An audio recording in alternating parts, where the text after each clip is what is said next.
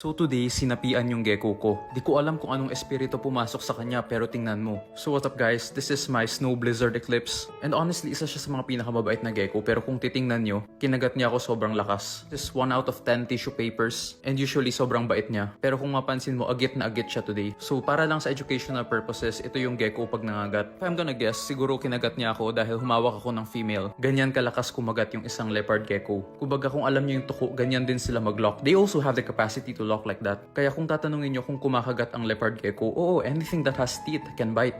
Pero kailangan mong tandaan that they are animals. Hindi nila kasalanan to. Hindi ko siya inintindi. Sa pag-aalaga ng animals, there is usually a risk but this is a very rare risk lalo na sa mga leopard geckos. Usually, they are very tame, but you always have to be careful. Humawak ako ng babae tapos hinawakan ko siya. Naamoy niya kaya akala niya babae yung kamay ko. Ihalo mo rin yung fact na stress siya. Leopard geckos, they don't often bite. Kaya ito kumakalma na siya. Mabait naman silang lahat, pero syempre kailangan mo pa rin parati mag-ingat.